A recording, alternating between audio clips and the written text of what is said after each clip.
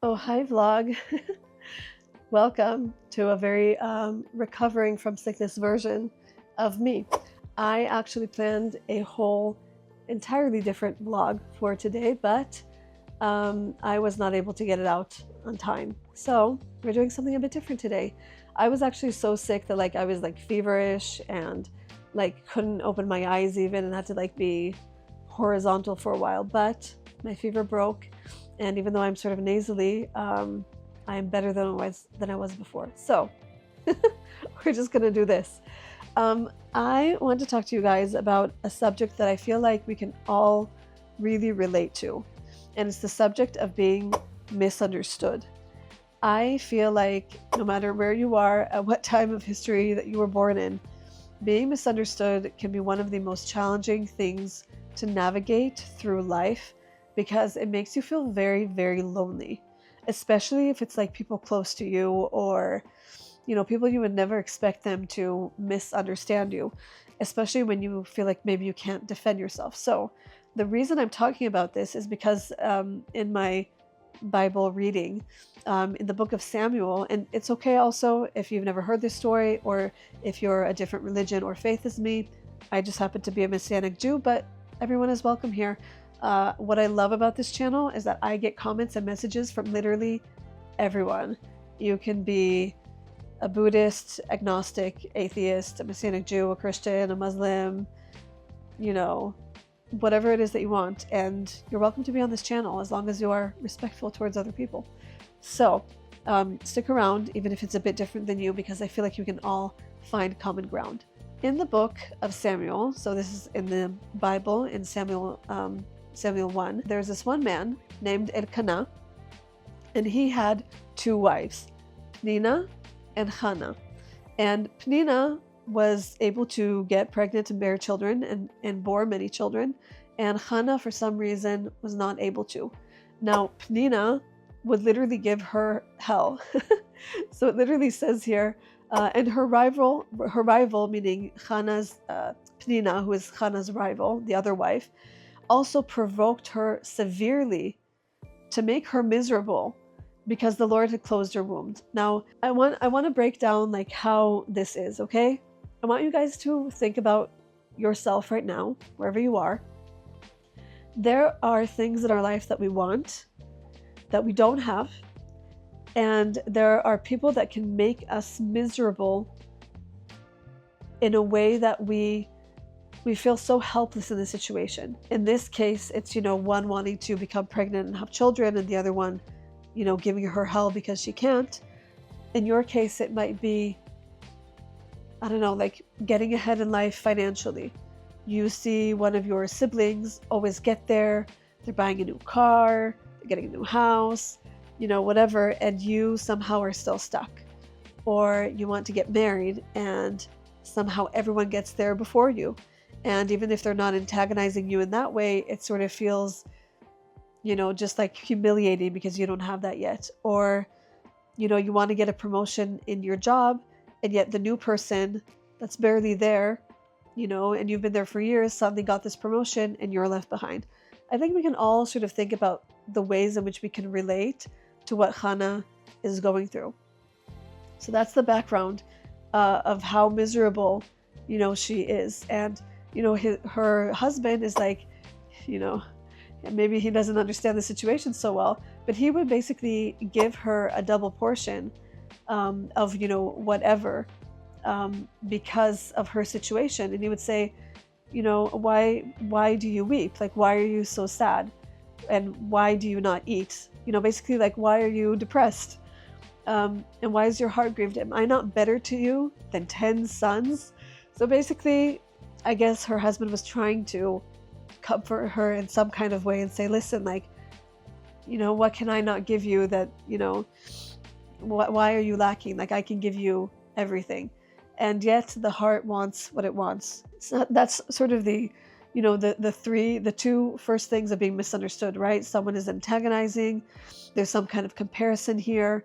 Sometimes it's aggressive, sometimes it's passive aggressive, sometimes it's not intentional, and sometimes it's just natural because someone has something you don't, and that naturally makes you feel that way. So I think we can all relate on that. The second thing that happens here that probably made her feel misunderstood from a very well-intending person. Her husband, who loved her a lot and blessed her, is like, he doesn't understand that sure, he loves her and she loves him, but that's not enough. Her heart desires something that he can't give. And even though that love is beautiful, that he was trying to comfort her, it wasn't the most efficient, and it definitely didn't fill in the blank of having children. So those are the two already things that we feel misunderstood. Now here's another thing, okay? So that's the background. You have one husband and two wives, and every single year they would go up to the temple in Jerusalem to sacrifice to the Lord, okay? So here's what happens. Every single time that they would go, Hannah would pray that God would give her a child. At the time, the high priest was Eli, and this is what happens. And she was in bitterness of soul, she's in the temple, and prayed to the Lord and wept in anguish. Then she made a vow and said, O Lord of hosts, if you will indeed look on the affliction of your maidservant and remember me and not forget your maidservant, but will give your maidservant a male child, then I will give him to the Lord all the days of his life, and no razor shall come upon his head. Basically, what she's saying is, God, I want this thing so much that if you give this thing to me, I'll dedicate it back to you. So she's crying in anguish in the temple, but not everyone understands that anguish as she is presenting it or as she feels it in her heart. And this is the third way in which she is misunderstood. In verse 12, it says, and it happened, as she continued praying before the Lord, that Eli, the high priest, watched her mouth. Now Hannah spoke in her heart, only her lips moved, but her voice was not heard. So basically she's like muttering this under her breath without any words. So Eli said to her, therefore Eli thought she was drunk. Here's the thing. It's like the knee-jerk reaction of people to come to conclusions. I've done this in the past, that I immediately came to some kind of conclusion about someone that wasn't true. And I've had to ask God for forgiveness for that, because it's so easy for us to judge someone really quickly without knowing what's going on. And I've been guilty of it. And Eli sort of did the same. I guess there's nothing new under the sun. So Eli said to her, how long will you be drunk? Put your wine away from you. And here is where I love what Hannah did, and I wish that this is something that I would have done in the past, because I think it would have prevented so much heartbreak and further misunderstanding.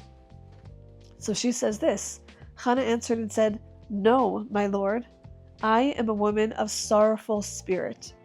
I have drunk neither wine nor intoxicating drink, but have poured out my soul before the Lord. Do not consider your maidservant a wicked woman, for out of the abundance of my complaint and grief have I spoken until now. Okay, I feel like if you and I think about situations in our life in which we were misunderstood and we didn't immediately correct the wrong in someone else's mind, we could have prevented so much further misunderstanding, heartbreak, a really bad domino chain effect of events, because we could have stopped something on the spot. Because often what happens, and this is something that actually happened to me, is that people come to a wrong conclusion and they'll start going with that information, and that information spreads really fast.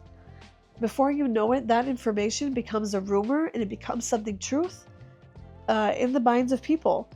And, try to sort of bring the wheel back after that. It's very, very hard. And so she did something smart. She's like, I am not drunk, sir. Don't think that I'm some kind of wicked woman that's come here, drunk in this holy place. She's like, no, I'm actually really, really sad. I'm actually of sorrow and she says, she speaks out of the abundance of complaint and grief. And oftentimes I think that our sorrow, our grief, our heartbreak are very, very misunderstood, and it's so painful. It is so painful to be misunderstood in that way, because what happens when you feel misunderstood is that you start feeling very, very lonely. You're often shunned. You feel very, very rejected. And it's just this feeling of isolation that is not good for anyone. Now, if you want to go to the rest of the story, You can go and you can read all about it. Basically, what happens is that God does open her womb, and she has her womb, and she has a child.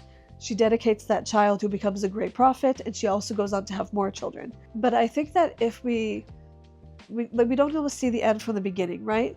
Sometimes we're just in the phase of feeling misunderstood, and a lot of time can go by till we feel misunderstood, or till we feel rewarded or vindicated, or that justice has happened, or that the wrong has become right in people's minds. And so for a long time, you have to understand, Penina was antagonizing her. Imagine living with a woman who has exactly what you want, and she's just mocking you and bringing you down for what you don't have. And then you feel misunderstood by your husband, that for some reason just can't understand that, it's not about him. It's not that he isn't enough. It's that she feels that she's not enough. And then all the way to her feeling so desperate to go to the temple and just cry and just, mutter these prayers before God. You and I have these things that we want so much, whether it's a wishful thought, a dream, or a prayer to God, depending on what you believe in. Those things are very real in the heart of a person. And it's a very hard phase to be in when you feel misunderstood. Okay, so how do we deal with it? How do we deal with feeling misunderstood? I think the first step is that you have to be at peace with who you are and what you want, and being okay with not receiving validation from other people. It is so hard. It is so excruciatingly hard, especially when it comes from people that you love. Let's just say it's a stranger. It's like, you know what? I don't know you. You don't know me. You don't have a right to judge me. When it comes from people you know, or it comes from an authority figure, those things affect us to our core, because we trusted that person that we knew to stand by our side. We expected from an authority figure like Eli, like the high priest, to use discernment and wisdom before accusing of such things. I think if we are able to detach our self-worth from what other people think about us, it helps so much within that first step, because the process after that is hard. I think it's very hard. And so I think that's the first step in what to do when you feel misunderstood. I think the second step after that is being proactive. What do I mean by that? If we look at this story, Hannah didn't just sit tightly regarding her dreams. There were some things she couldn't do anything about, which was, how she was bullied, how she felt misunderstood. But what she could do is take some kind of action. And that could look different for each person according to their background, their faith, their life circumstances. But I think we can all do something, even if it's something small. For Hannah, it was going and praying. What's a prayer? For you, it might be getting up and, let's just say, I don't know, your dream or your desire is to get fit, okay? Something that I want to do. I'm not going to immediately get up and run a marathon, right? That's not achievable right now. But what I can do is I can start stretching, right? If you have a dream to become a musician and you're, on your way, or you're really struggling, or you have unimaginable stage fright, okay?